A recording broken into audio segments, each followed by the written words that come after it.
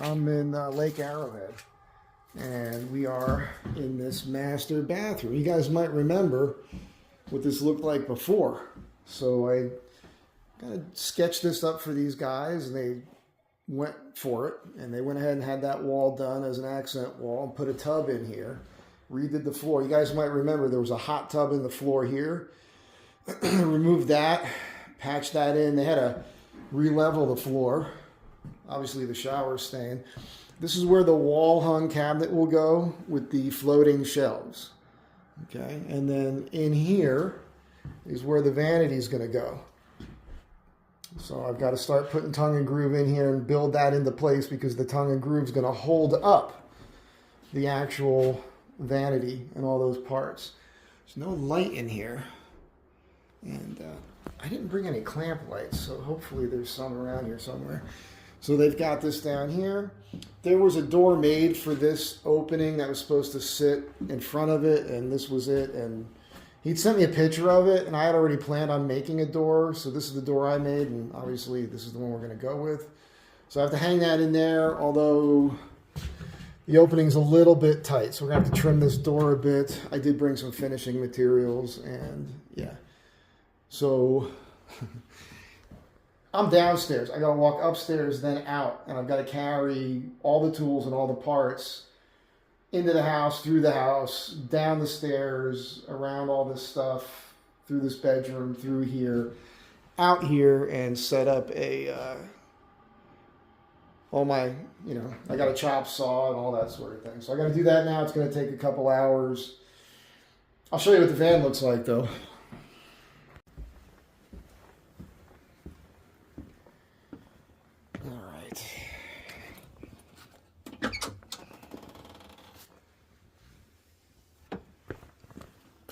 Bear with me.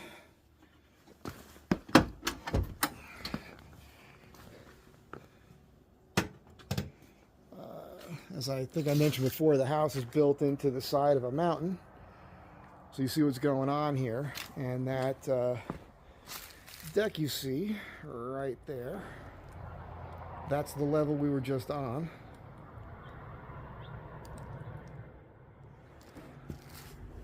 So you understand what's going on here.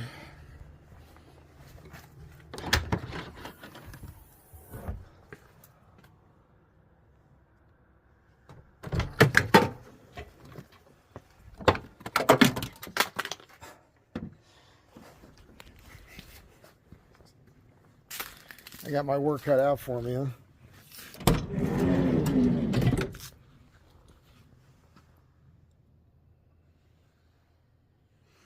All right,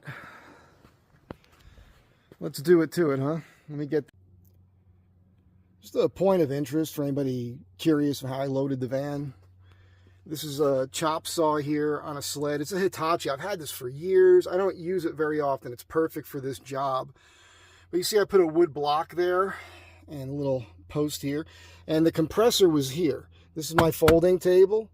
And the compressor was here also holding this top up, because I just didn't have enough clearance for the plastic there on the chop saw. There's the big tool bag. Table saw, just in case. And then I've got the OG, man. Black & Decker with the aluminum. Really, this thing's, all original vintage Black & Decker workmate. Super cool. I have another one of these I picked up at a yard sale in LA. Man, I picked it up years and years and years ago, but it started falling apart on me. And I found this thing for 15 bucks. I don't even remember where. It could have been a swap meet or another yard sale. And it's been collecting dust in the shop. And I'm going to need it because the top on this is a vise. And on that one closet door I got to mortise in hinges. And I'll be able to hold that up right here. So that's why I brought that.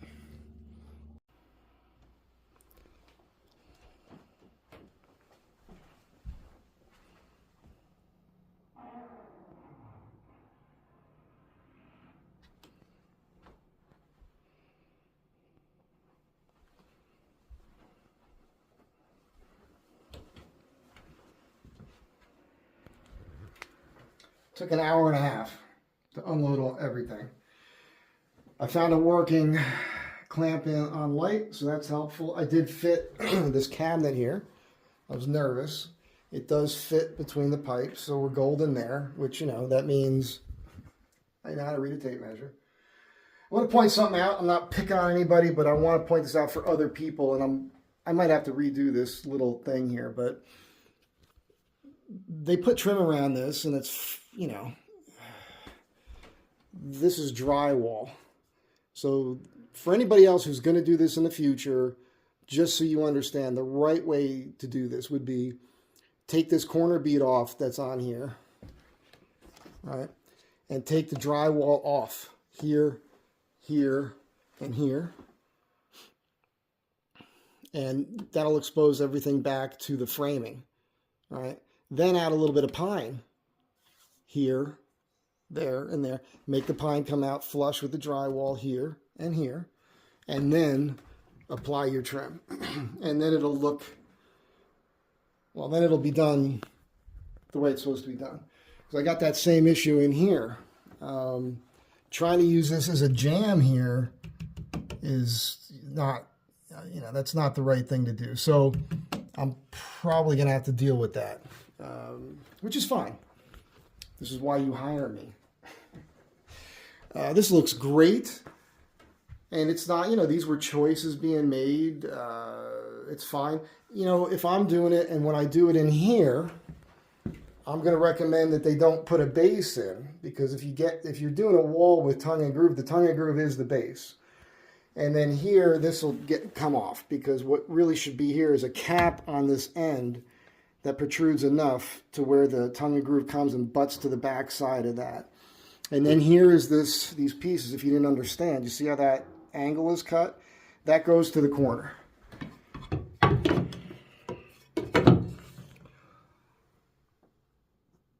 Right, so that'll get in there, and then I butt the tongue and groove to here, and it runs across and runs to the back side of the panel that's there. And that's going to look sharp. So it's just, this is something that, you know, decades of doing things, this is how you know, make things good before you start. You know what I'm saying? So, okay, it's time to get to work. I'm not going to film this. I mean, from time to time, I'll film a couple seconds to a minute like I'm doing right now and just be like, here's what I did so far. Here's a little issue I ran into here. Here's how I solved that. That came out well. It is day two. Day two. And listen, some of these video clips are getting cut a little short. Apologies. I want to keep this a bit of a, try to make this as short as possible. Having said that, I realize I explain too much in these videos. It's a visual medium. I don't need to tell you everything. I just should show you. But I do have to talk about this, and I'm going to do it just, you know, so the client understands what's going on. Because this situation is something that a lot of carpenters will run into from time to time, so I want to try to help you guys out. This is a nightmare for most guys. Now, most people wouldn't do the things the way that I do them. They would have built cabinets or a cabinet and installed it.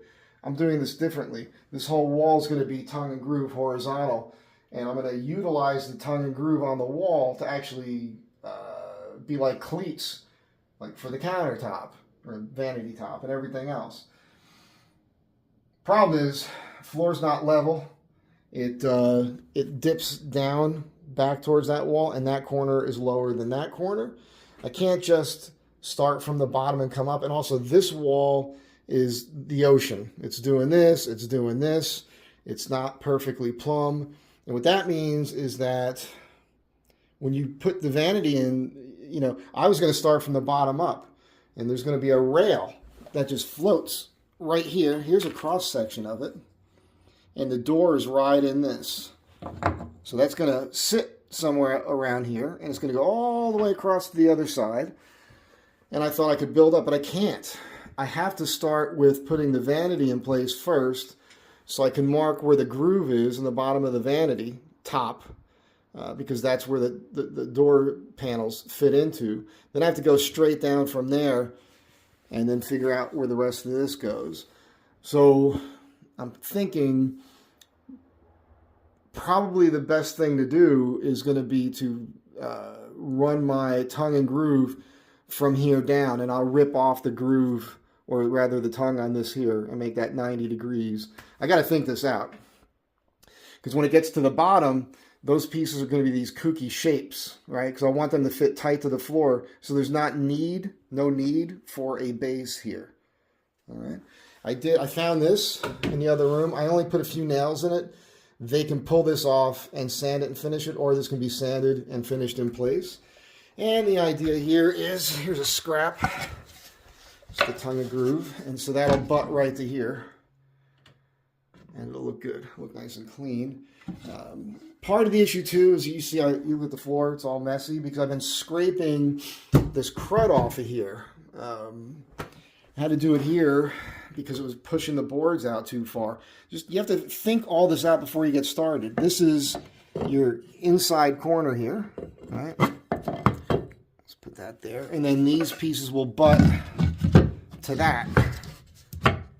And that's going to look nice and clean and sharp and make everything match. So, and keep in mind, there's going to be one that goes from here to the top of the bottom shelf of the cabinet. And then underneath that, then there's a gap here so that the shelf fits into that.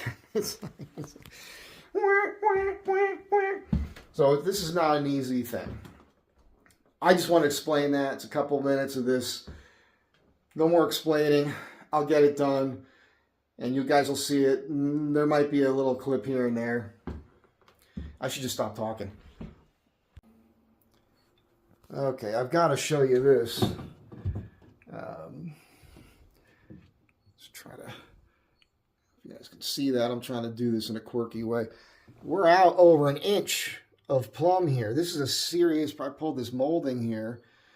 This is a serious problem for me because this wall needs to be plumb because the sliding door closes to it. It only needs to be plumb from about here to here, but I'm gonna have to figure that out with some kooky shim situation or something. But it can't come out past that that casing for that door. Gee whiz.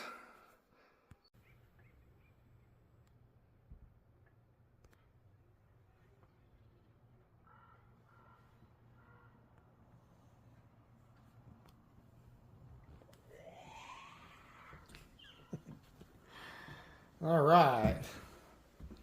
So not completely done, but pretty good. I didn't do a whole day today. The client came around and we got this in. Well, I got it in.